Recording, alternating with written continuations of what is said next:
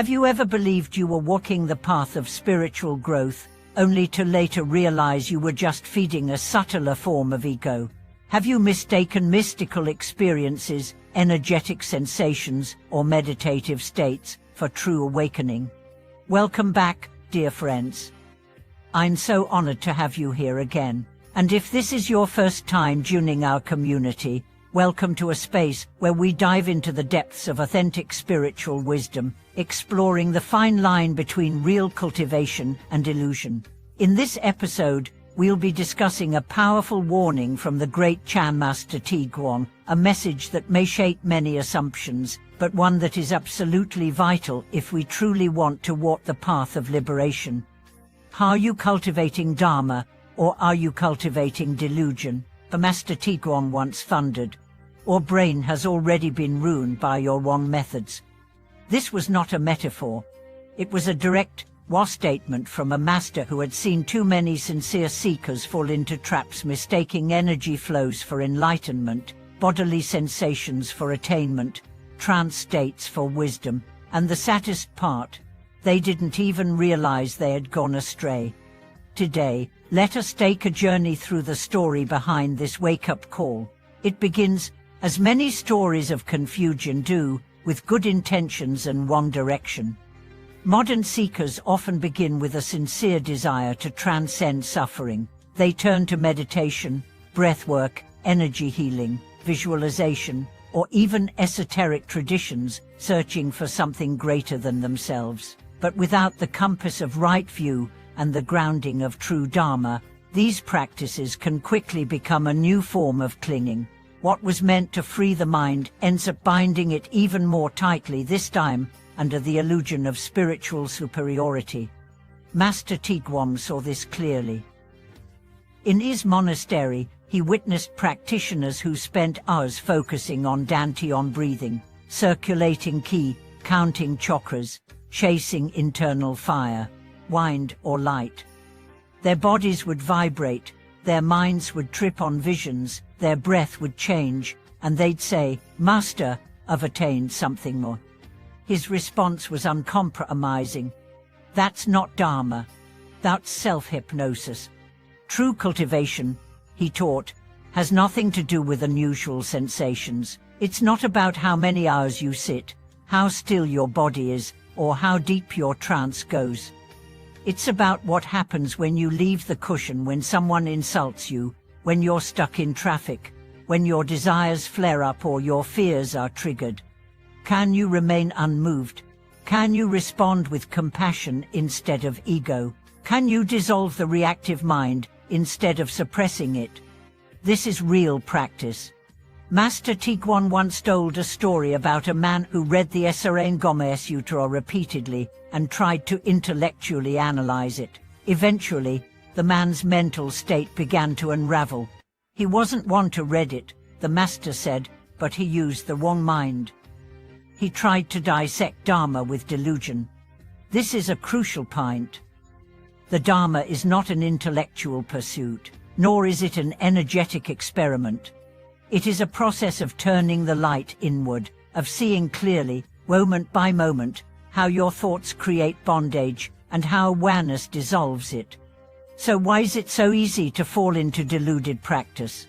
Because deluded practice offers quick rewards. You feel something, you experience a high, and it feels like progress, but it's not transformation. It's stimulation. And the ego loves stimulation. It wants to feel special, unique, chosen. It wants to be the one who has powers, but who can see the truth others miss, who has had rare visions. The Dharma doesn't care about any of that. Enlightenment is not a performance. It is the quiet, unshakable freedom of a heart that no longer clings. Let's contrast two kinds of practitioners. The first sits 8 hours a day. He's strict with his diet, posture, breath, and schedule. He can describe all his inner visions in detail. He can feel qi move along his spine. But he still gets angry when someone interrupts him. He still gossips. He still secretly believes he's superior to others. The second sits 30 minutes a day, Sometimes he misses a session, but in daily life, he observes his mind. When anger rises, he notices it. When someone disagrees with him, he listens. He doesn't chase light or power. He cultivates humility, patience, and generosity. Who is closer to awakening? Master Qigong would say the second, because real Dharma shows in your relationships, not your sensations. In your surrender, not your technique. The Master also warned against another common trap, becoming attached to rituals and external displays. He said, you can light 1,000 incense sticks, recite 10,000 mantras, and still remain selfish.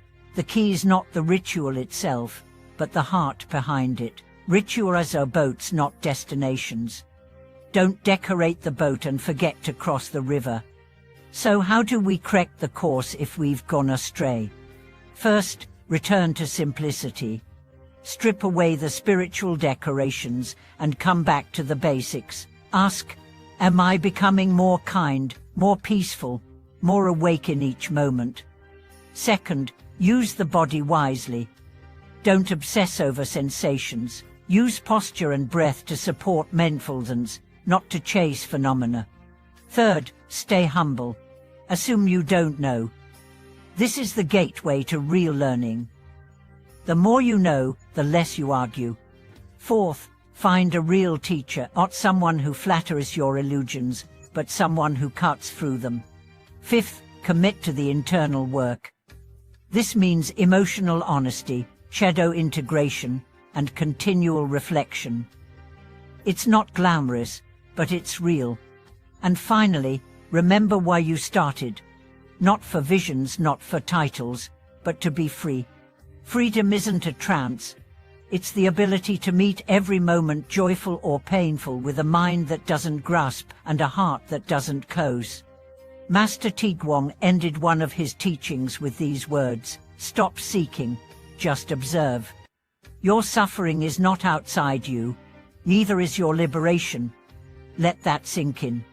Thank you for watching this video. If this message helped clarify something for you, share your experience in the comments. Have you ever mistaken sensation for realization? Let's open this conversation together. And please like, subscribe, and share this with fellow seekers who may need this reminder. May your practice be deep, honest, and anchored in the clarity of true Dharma.